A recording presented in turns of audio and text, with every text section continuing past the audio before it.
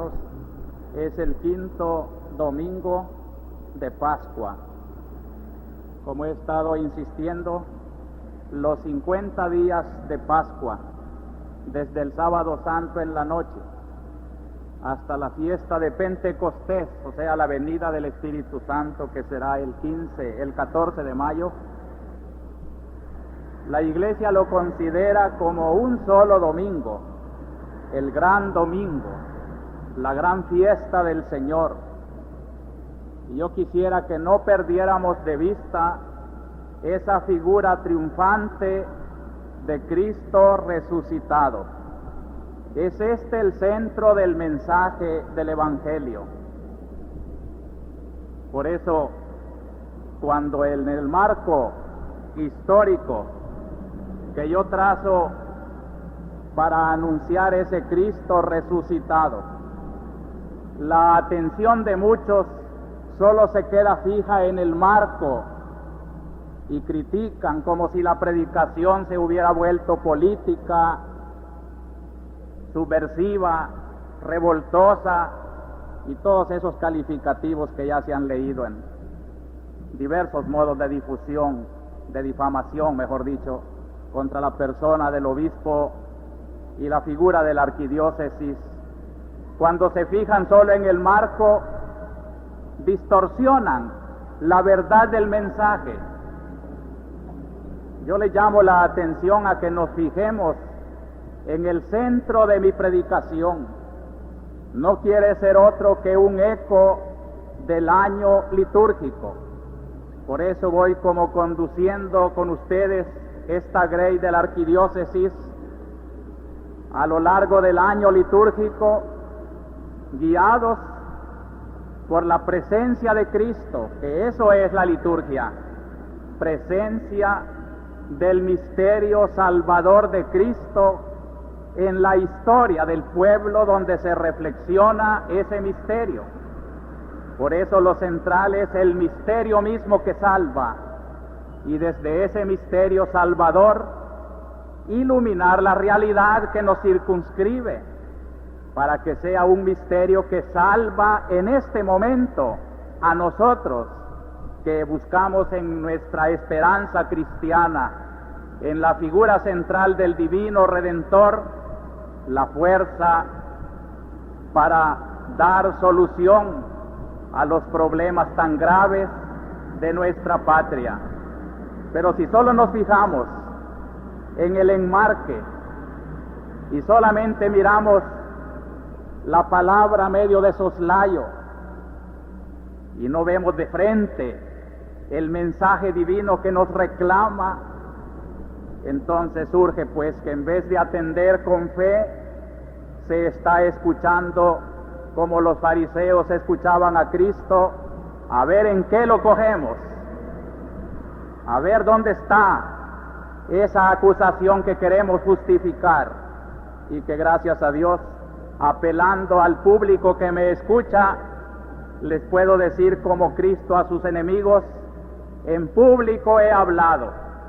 Preguntad a quienes me han escuchado, a ver si es verdad lo que ustedes tratan de esconder en tanta campaña calumniosa. Un hecho, por ejemplo, en esta semana para meditar la palabra de Dios hoy, es que hoy podemos reunirnos nuevamente en la catedral. El domingo pasado estaba ocupada por el bloque popular revolucionario. Eso me dio ocasión para distinguir netamente que la Iglesia no es el bloque. Los signos mismos hablan. Han regresado, pues, los que ocuparon la catedral a sus casas. Muchos dicen que no eran todos campesinos. Yo pregunto, ¿quién en El Salvador no tiene cercanías campesinas? Todos somos campesinos. Pero bien, regresaron a sus casas. Quiero felicitar al cuerpo diplomático y a la Cruz Roja, que prestó servicios tan eficientes. Pero esto mismo nos lleva, como salvadoreños cristianos, a decir: ¿por qué nuestra gente tiene que acudir a la fuerza, a la voz internacional de la diplomacia de la Cruz Roja para resolver el simple hecho de volver a sus casas. Se ha creado en El Salvador un nuevo género de salvadoreños desterrados en su propio país. Quiero también aclarar que la ocupación de la catedral y del Calvario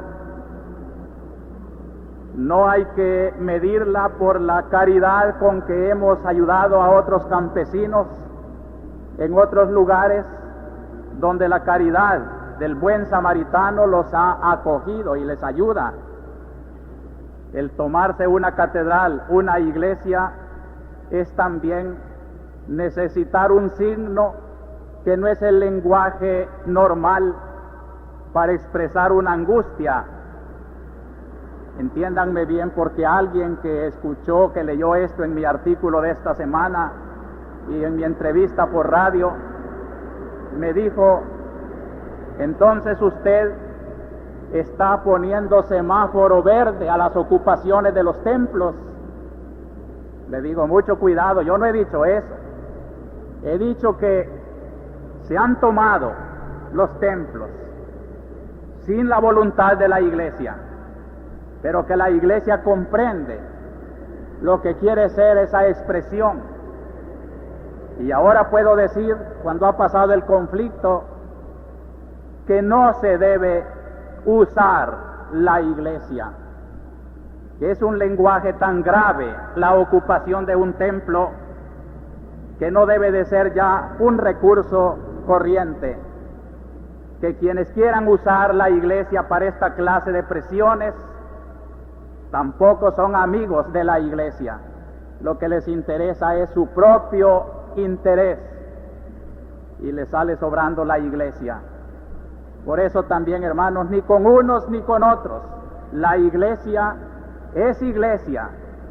La iglesia quiere ser siempre el lugar de la oración, el lugar también donde se proclama con libertad la palabra y el derecho de los hombres, pero desde una perspectiva de evangelio. Por eso, por favor, pues que no se multipliquen ni se sigan repitiendo estos acontecimientos.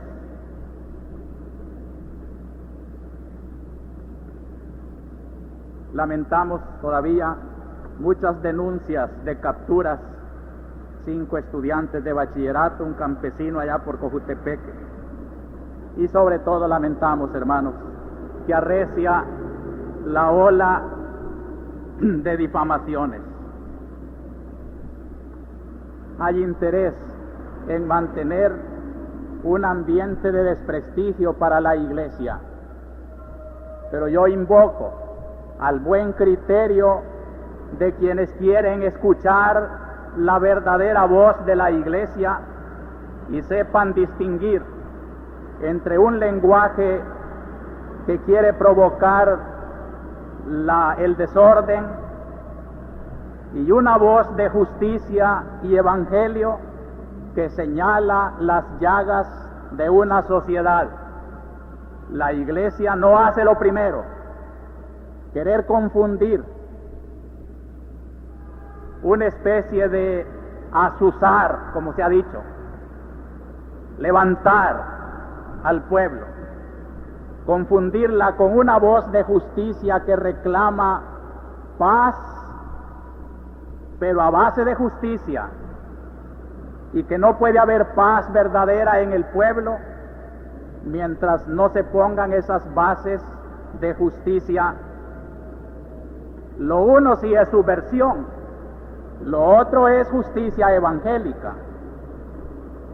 La iglesia tiene la voz de esa justicia evangélica y no se la quiera confundir, no se quiera tener tan mala voluntad que todo lo que la iglesia señala como necesidad de cambio, como necesidad de un orden más justo, se le confunda con una voz revolucionaria. Que quede bien claro esto también, hermanos. La voz de la iglesia es clamando paz, pero como la decía aquel santo pontífice Pío XII, Opus justitiae pax. La paz solo tiene que ser fruto de la justicia y no una paz ficticia, una paz que no habla.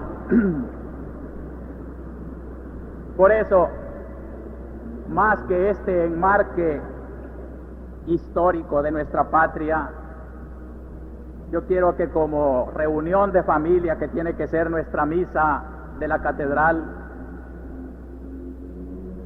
nos fijemos, queridos hermanos, miembros vivos de la Iglesia, ¿qué está haciendo la Iglesia construyéndose a sí misma? Y cómo los buenos católicos tienen que edificar esa iglesia.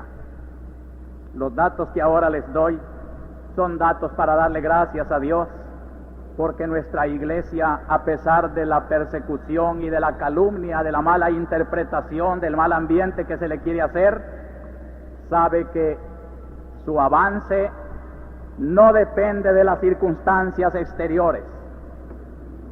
La solidez de nuestra iglesia está en afianzarse fielmente a su Cristo, en ser fiel al Evangelio, en desempeñar su misión que Cristo le ha confiado. Y por eso una de las noticias más bellas, y agradezco la acogida que se le ha prestado, es la celebración de Pentecostés, la vigilia de Pentecostés, el sábado 13 de mayo, a las 8 de la noche tendremos aquí una concentración de jóvenes que ya se están preparando para recibir la confirmación en esa edad que es la propia de este sacramento. Sacramento de jóvenes, sacramento de compromiso cristiano. Son bachilleres, mejor dicho, alumnos de bachillerato de los 3 cursos, o jóvenes que aunque no estén en colegios, ya han cumplido los 16 años, los que se están preparando con una buena catequesis para comprender que la confirmación solo se recibe cuando se tiene el propósito de seguir fielmente a Cristo aunque cueste la vida. Si no fuera por la confirmación, no tuviéramos mártires en la iglesia. La confirmación es el sacramento de los mártires.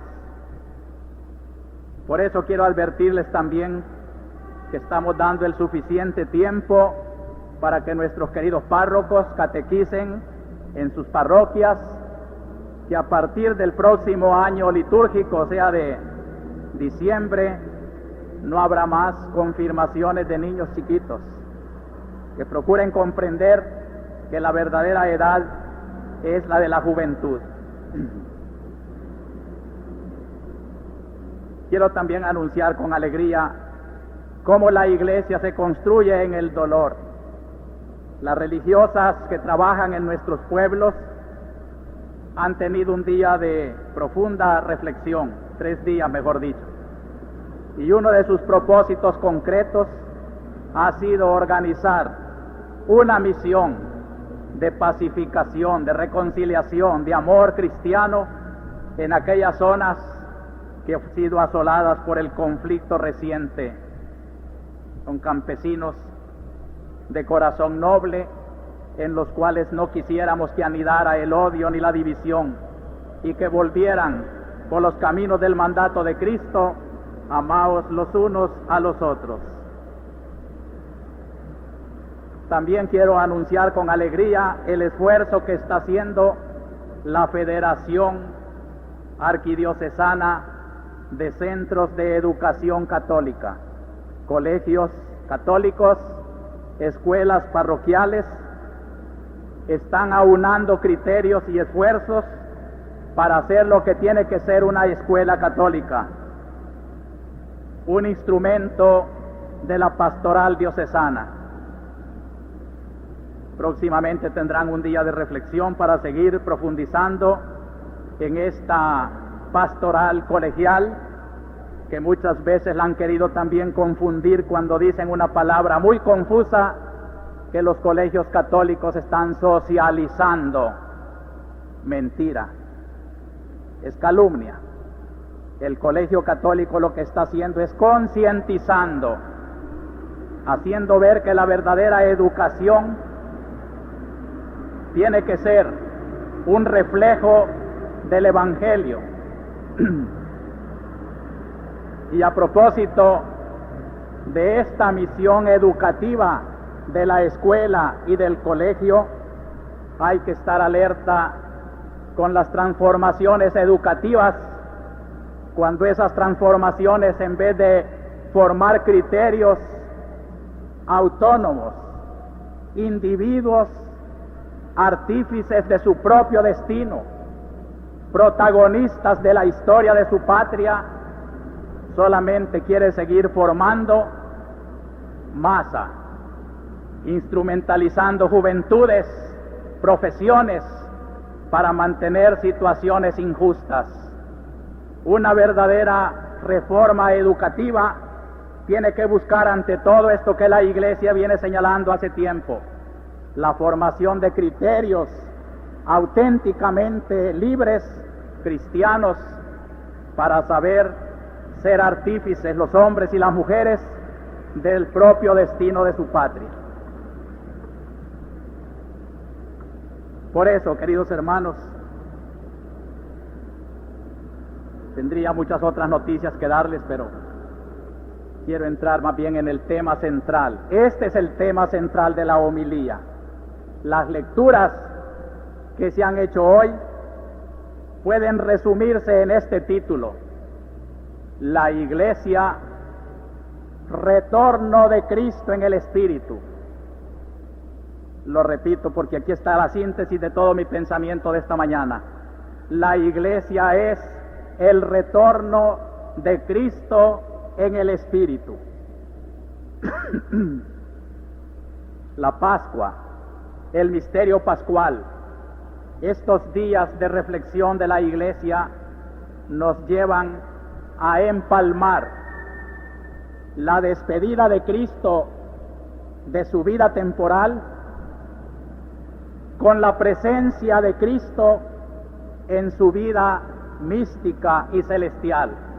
En otras palabras, el fin de la vida temporal de Cristo empalma con el principio de la historia de la Iglesia.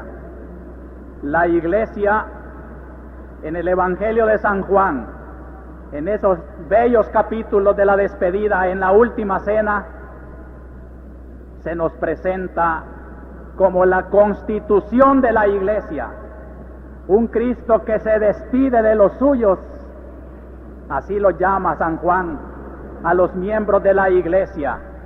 Qué honor podernos llamar en esta mañana los de Jesucristo, y que Jesucristo, mirando a quienes hoy asisten a la misa, los llama los suyos, sus discípulos.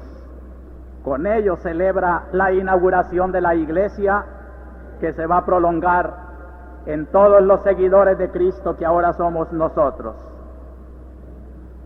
Este retorno de Cristo en el Espíritu quiere decir, con esa palabra con que Cristo comienza el Evangelio de hoy: tened fe en Dios,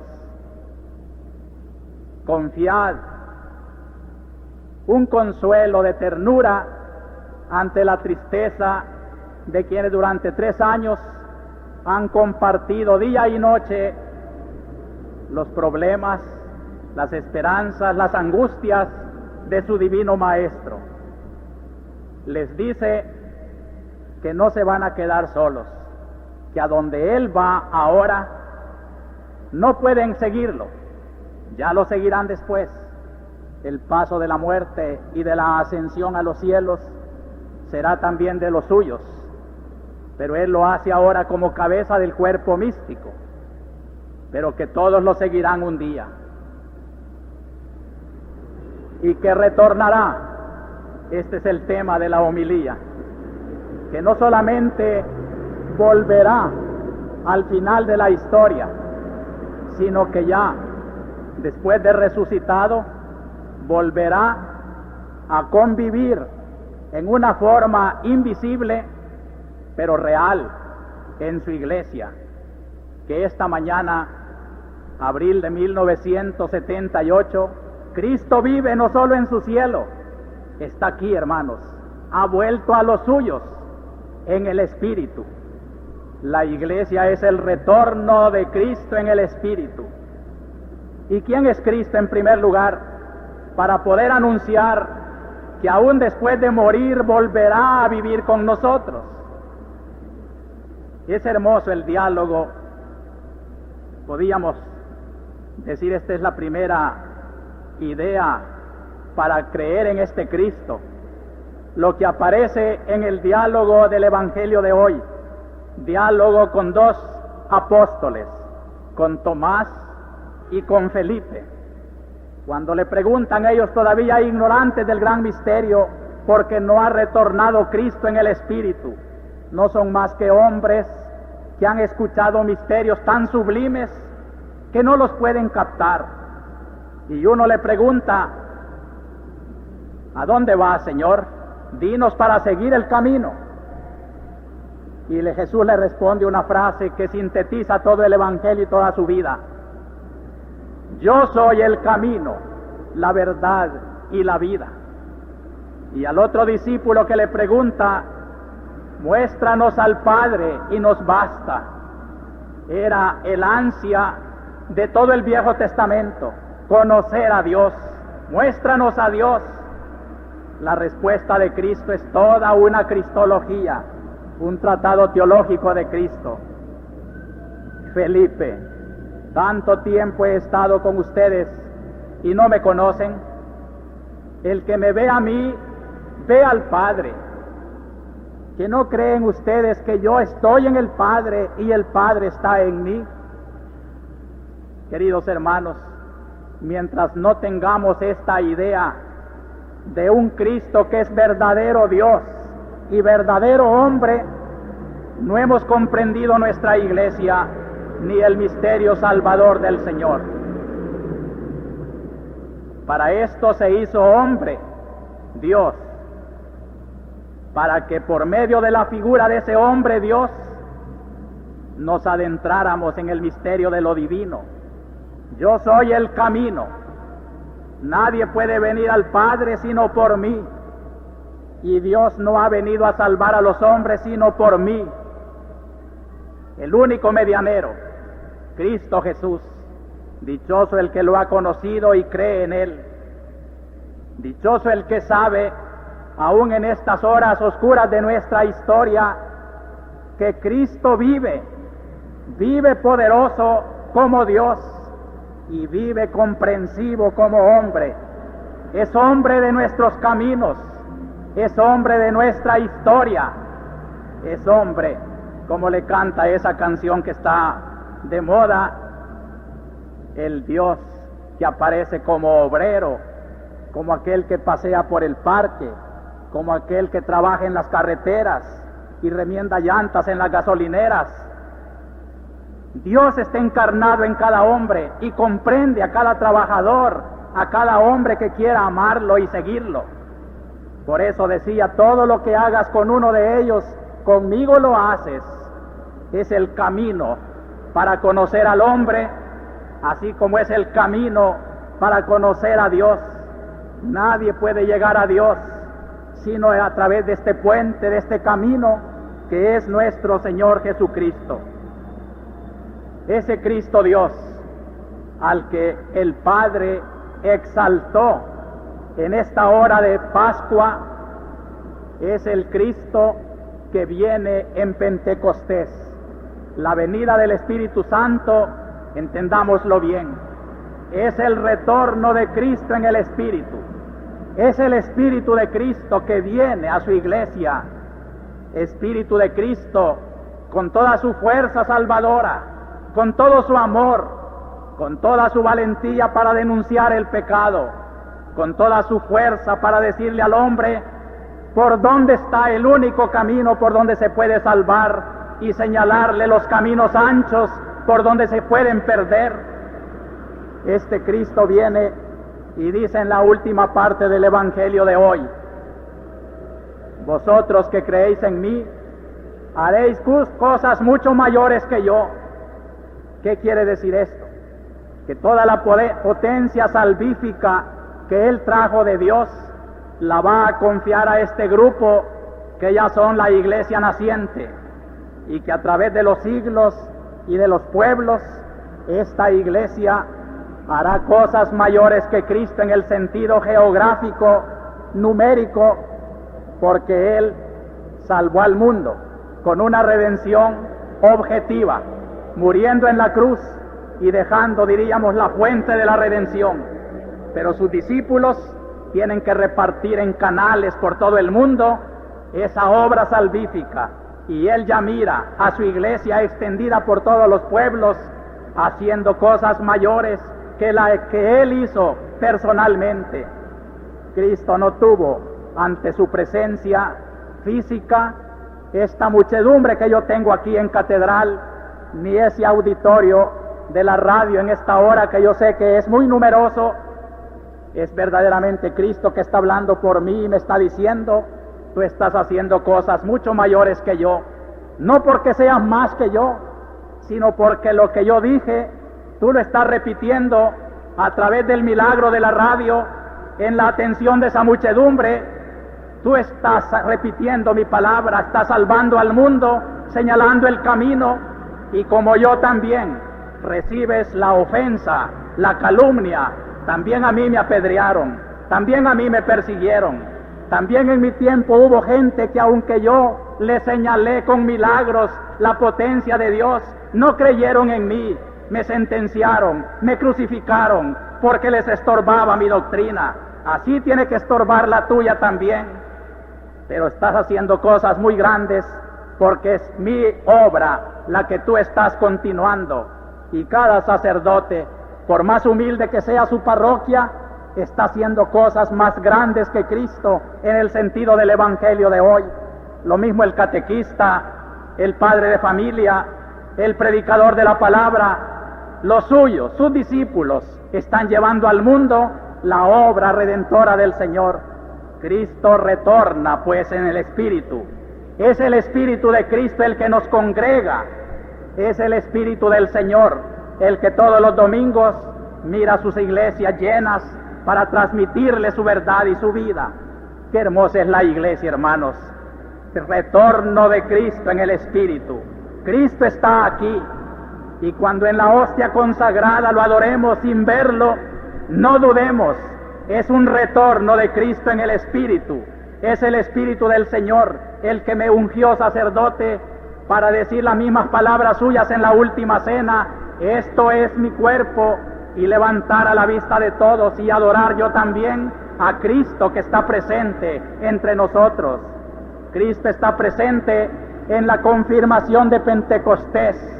Cuando el obispo con sus sacerdotes impongan las manos, el Espíritu de Cristo viene a posesionarse de esos jóvenes que hoy se están preparando para recibir el Espíritu Santo, el Espíritu de Cristo que retorna con un Cristo no visible, pero sí real, valiente, verdadero. Cristo sigue hablando con voz e inflexiones distintas según sean sus instrumentos, pero es el mismo Cristo el que habla, y al mismo Cristo al que se atiende, y al mismo Cristo al que se ofende y se desprecia cuando se calumnia y se desprecia a su iglesia. Por eso, hermanos, esta presencia de Cristo que retorna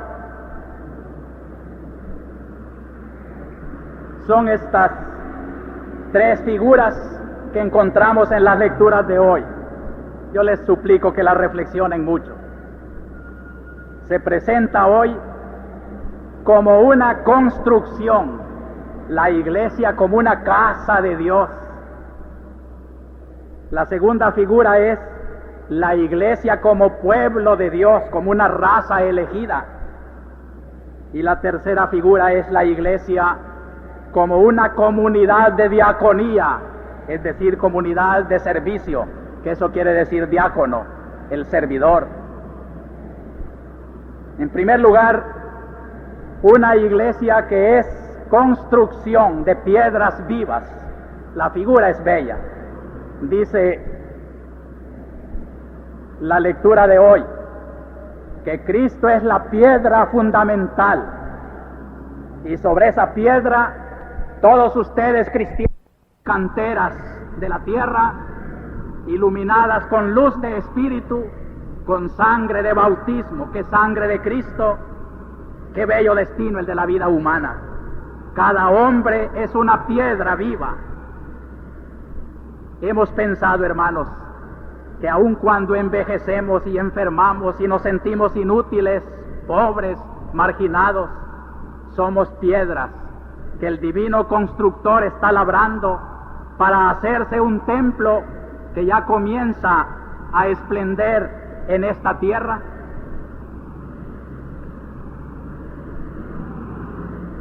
Pero para ustedes, dice San Pedro, esta piedra que es Cristo es piedra fundamental. En cambio hay muchos que la desecharon como inútil, como inservible para sus intereses. Prefirieron las tinieblas, lo material. Para ellos Cristo será piedra de tropiezo, piedra de choque. ¡Qué terrible! Este Cristo que se está ofreciendo como base para construir la vida de los hombres, muchos hombres la desechan porque quieren poner otro fundamento, otros ídolos, otros valores, y Cristo no encaja bien en esa construcción. Así se explica que la iglesia, construcción de Dios, no cohesiona con la construcción materialista del mundo, así como no pega, los arquitectos lo saben bien, el cemento armado con el lodo. Los materiales se distancian cuando no están hechos para conglutinarse. Todo hombre que no es espíritu de Cristo es lodo, es barro, es bajareque, es construcción endeble. No puedes subsistir sobre la roca inconmovible de aquel que construye en la sinceridad, en el amor, en la verdad, en la justicia, en todo aquello que es la sinceridad. No puede construir sobre base de Cristo, y Cristo le estorba al que vive de la mentira, al que vive de la hipocresía, al que deja pagar su pluma para destilar veneno y odio y difamación. No puede estar con Cristo una construcción que es de odio y es endeble como el barro. La otra bella figura de la iglesia es pueblo de Dios. En la lectura segunda, la carta de San Pedro, encontramos el eco del Viejo Testamento hablando de Israel, que se han hecho cualidades del pueblo cristiano. Hermano, yo quisiera que se grabaran profundamente en su vida estas 4 frases que son como los 4 insignes honores del verdadero cristiano. San Pablo nos dice hoy a los bautizados que por el bautismo somos, primero, raza elegida; segundo, sacerdocio real; tercero, nación consagrada; y cuarto, pueblo adquirido para narrar las maravillas del Señor. Este es nuestro deber. Esta es la misión de la iglesia como pueblo de Dios, raza elegida. Y es hermoso si ustedes leen la carta primera de San Pedro, que hoy se ha leído solo en un trocito. Allá al principio la dedica a los cristianos que están en la dispersión. Es una frase para decir: el cristiano, por su bautismo, constituye una raza elegida, cualquiera que sea el color de su piel, cualquiera que sea su categoría social, cualquiera que sea su color político. Es una raza elegida.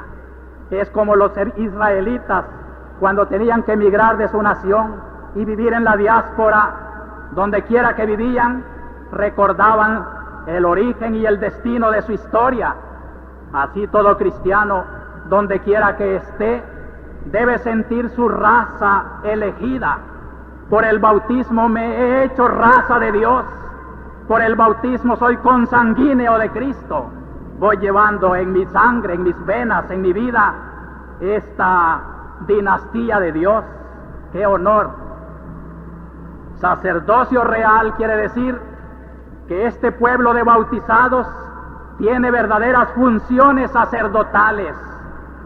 Como quisiera tener tiempo, hermanos, para describirles en qué consiste la función sacerdotal del pueblo.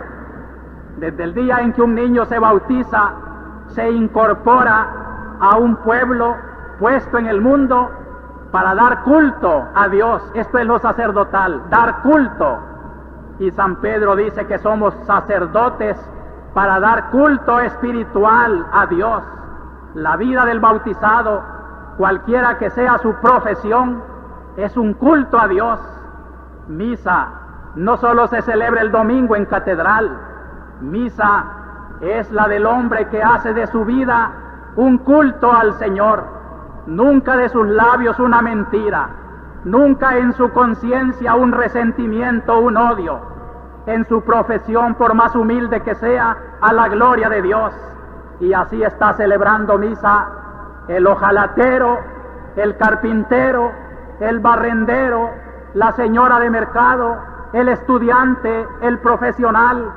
Cuántas categorías de vida están escuchando esta palabra. Y yo les digo, hermanos, todos ustedes son sacerdotes que celebran su misa en su propia profesión, en su propia vida. No pierdan el sentido divino de su existencia. Y cuando el dolor los pruebe, ustedes, queridos enfermitos que me escuchan, sé que me están escuchando allá en el querido Hospital de la Divina Providencia, como en tantos otros hospitales y en tantos lechos de enfermo. Sé que ustedes, queridos enfermos, como Juan 23, pueden decir, cuando le dijeron a Juan 23 que la enfermedad era grave y que tenía que acostarse, Juan 23 dijo, también la cama es un altar, y yo ahora soy la víctima de ese altar. Qué hermoso concepto. Así puede decir también el trabajador, la empleada que va a su oficio, también mi oficio es un altar, y en ese caso yo soy la víctima sagrada de ese altar. Voy a trabajar con gusto, voy a cumplir mi deber. Díganme, hermanos, si esto es subversión. Digan si esto es revolver las cosas y no ponerlas en su puesto.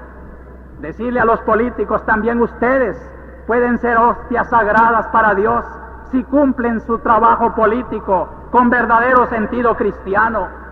Decirle también al que tiene dinero y haciendas, tú también puedes ser víctima sagrada a Dios. Si eres bautizado, eres hostia de un altar. Si le das un sentido social de justicia, de cristianismo, de hermandad a tus relaciones con todos tus hermanos. Esto es ser cristiano, ser bautizado, ser pueblo de Dios, raza elegida, sacerdocio real, nación consagrada, una nación puesta en el mundo para ir proclamando las maravillas del Señor, pueblo adquirido por Dios. Nos ha comprado Cristo con su sangre, no nos pertenecemos a nosotros. Cristo es nuestro dueño, es nuestro rey, y Él tiene que gobernar sobre nosotros. Si alguno no quiere que Cristo reine sobre él, haría bien, como hacen, dicen, los cristianos allá en Alemania, donde les obligan a pagar un impuesto para ayudar a su propia religión. Cuando ya no quieren pagar ese impuesto, van a decir, yo ya no soy cristiano, bórreme del libro del bautismo. Sería preferible, no porque no nos cobraran un impuesto, sino porque no quiero aportar a esta hora en que el pueblo de Dios tiene que ser pueblo escogido, nación consagrada, valiente comunidad, para proclamar las maravillas de Dios y denunciar las injusticias del pueblo que nos circunda. Sería preferible borrarse del libro de la parroquia y no llamarse cristiano, que ser bautizado e ir arrastrando la ignominia de los paganos y los pecadores, bautizados, pero paganos en el corazón. A esto viene nuestra fiesta de Pentecostés, a revivir esta conciencia cristiana de nuestro pueblo, a decirle como San Pedro en la lectura de hoy, que recordemos nuestra dignidad de raza elegida, de sacerdocio real, nación consagrada y pueblo adquirido. Y finalmente, hermanos, este pensamiento del Cristo que retorna en el Espíritu a los suyos, a nosotros, y hace de nosotros una comunidad de servicio, una comunidad de amor, una comunidad de jerarquía, una comunidad de oración. La comunidad, la comunión, esto es lo característico de la Iglesia. Por eso el Concilio Vaticano II nos invita a educarnos saliendo de una educación individualista, mi alma y Dios, y entrar en cambio en una espiritualidad de pueblo. Somos un pueblo, una comunidad, una comunión. En griego lo decían los primeros cristianos, somos una koinonía. Bonita palabra que hoy se ha puesto de moda otra vez, cuando en las comunidades de base, en las comunidades parroquiales se va descifrando qué significaba para aquellos antiguos la koinonía, comunidad, una vida de familia. Y en esa vida de familia hay sus características. ¿Por qué nació el orden de los diáconos? Nos lo ha contado hoy el libro de los Hechos. Había contiendas, ya comenzaban las divisiones en la iglesia, entre hebreos y griegos. Decían los unos a los otros, no nos cuidan bien a nuestras viudas, se descuidan de nuestra gente. Siempre comienza por algo egoísta o materialista la división en la iglesia. Es el primer rasgo, la primera noticia de la historia de la iglesia en que aparece una división entre los que forman la iglesia. No nos extrañemos, hermanos. Iglesia de hombres, con mañas de hombre, tendrá que ver divisiones de hombre. No nos debe escandalizar. Más bien fijémonos cómo se superó aquella crisis. La jerarquía. Pedro y los apóstoles llaman a la comunidad, a la koinonía, y les dicen, ha crecido mucho la comunidad. Ya nosotros apóstoles no podemos atenderlos a todos. Nosotros no podemos descuidar nuestro deber principal, que es la oración y el servicio de la palabra. Escojan pues entre ustedes 7 hombres llenos del Espíritu Santo. Y escogieron 7, entre ellos el protomártir San Esteban, y les impusieron las manos. Miren, hermanos, qué bonito gesto de iglesia.